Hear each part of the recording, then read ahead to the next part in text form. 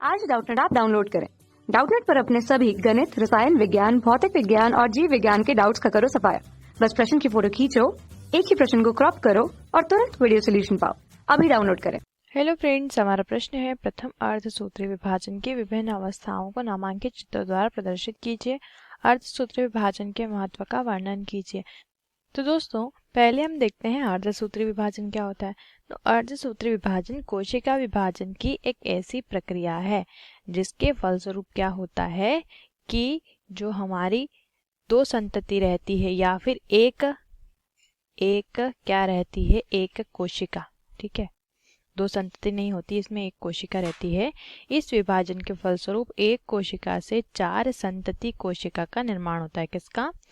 चार संतति कोशिका का यहाँ पर निर्माण होता है। अब यहाँ पर हमें बताना है अर्धसूत्री विभाजन की प्रथम अर्धसूत्री विभाजन हमें बताना है, यानी कि अर्धसूत्री, इसे भी अर्धसूत्री लिख लेते हैं। अर्धसूत्री विभाजन के अंदर जो अर्धसूत्री विभाजन मियोसिस फर्स्ट होता है उसमें जो प्रावस्थाएं होती हैं दोस्तों, वो भी कैसी रहती हैं? इसकी प्रथम रहती है प्रोफेज, तो वो भी कैसी रहती है? Prophase first. ठीक है, यहाँ पर दूसरी प्रोफेज, दूसरी होती है मेटाफेज फर्स्ट। क्या रहती है? Metaphase first. तीसरी जो रहती है प्रावस्था वो रहती है एनाफेज फर्स्ट, एनाफेज फर्स्ट। और चौथी तथा अंतिम हमारी अर्धसूत्री विभाजन प्रथम की प्रावस्था होती है टीलोफेज फर्स्ट। कौन सी प्रावस्था? Telophase first. तो अब हम इन्हें चित्र के माध्यम से समझते हैं। तो अब हम देखते हैं यहाँ पर इन्हें चित्र के माध्यम से। तो यहाँ पर पहली जो प्रावस्था है वो है हमारी प्रोफेज फर्स्ट। कौन सी है पहली प्रावस्था? Prophase first. प्रोफेज फर्स्ट में आप देख सकते हैं कि क्या होता है कि जो हमारे गुणसूत्र हैं वो संघनित होना शुरू हो जाते हैं, और क्या होता है कि जो हमारी केंद्र की ये झिल्ली होती है वो टूटने लग जाती है। तो यहाँ पर आप देख सकते हैं कि जो गुणसूत्र हैं वे यहाँ पर कैसे आने लगे हैं? समजात गुणसूत्र पास यानी कंडेंस। यहाँ पर आप देख सकते हैं ये क्या है? गुण सूत्र हैं। कैसे? समजात गुणसूत्र जो कि पास में आने लगते हैं और संघनित होने लगते हैं। और इसके साथ ही क्या होता है कि ये जो इस प्रकार से कुछ टूटी सी झिल्ली है, ये क्या है? न्यूक्लियर मेम्ब्रेन, यानी कि हमारी केंद्र की झिल्ली जो कि टूटना शुरू हो जाती है। ठीक है, उसके बाद आता है मेटाफेज फर्स्ट। इसके बाद कौन सी प्रक्रिया आई है? Metaphase first. इस प्रक्रिया में क्या होगा कि हमारे जो समजात गुणसूत्र थे वो संघनित हुए थे, उनके जोड़े बनने लग जाएंगे और वो हमारे कहाँ पर चलने लग जाएंगे? वो हमारे इक्वेटर की तरफ जाने लग जाएंगे, यानी कि मध्य में आने लगेंगे। तो दोस्तों, यहाँ पर आप देख सकते हैं कि यहाँ पर ये जो गुणसूत्र संघनित हुए थे इनके जोड़े बन चुके हैं। 3 जोड़े आपको दिख रहे होंगे। ये क्या है?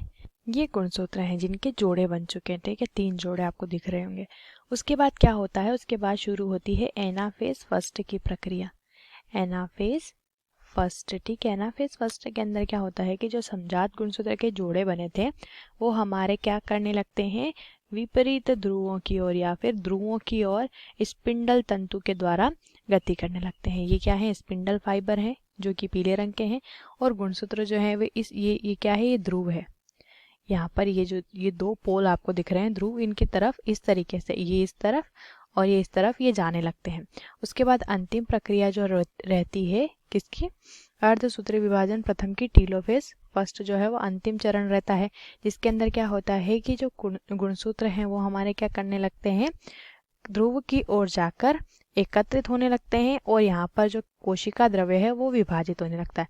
तो आपने देखा कि ध्रुव के तरफ, यानी कि ये जो ध्रुव है इसके यहाँ पर ये गुणसूत्र जो हैं वो इकट्ठे हो चुके हैं इस तरीके से, दोनों तरफ आप देख सकते हैं यहाँ पर। और बीच से जो कोशिका द्रव्य भरा होता है वो कोशिका द्रव्य इस तरीके से यहाँ पर विभाजित होना शुरू हो जाता है। ठीक है, तो इसके बाद क्या होता है? अर्धसूत्री विभाजन के बाद अर्धसूत्री द्वितीय शुरू होता है, और यहाँ पर जो कोशिका द्रव्य के फलस्वरूप ये 1 और 2 कोशिका बनेगी। इन 2 का फिर विभाजन होगा और इनसे क्या बनेगी? 4 संतति कोशिका। तो अब हमें प्रश्न में दिया है अर्धसूत्री विभाजन का महत्व। तो दोस्तों, अर्धसूत्री विभाजन का महत्व क्या होता है? सबसे पहला महत्व यहाँ पर क्या होता है कि यहाँ पर समजात गुणसूत्र मिलते हैं और फिर क्या होता है? वो विभाजित होते हैं और फिर उनके फलस्वरूप 4 संतति बनती है। तो इसके फलस्वरूप यहाँ पर होता है क्रॉसिंग ओवर। ठीक है, गुणसूत्र का क्या होता है? क्रॉसिंग ओवर होता है। ठीक है, क्रॉसिंग ओवर के फलस्वरूप क्या होता है, जीवों में विभिन्नता देखने को मिलती है।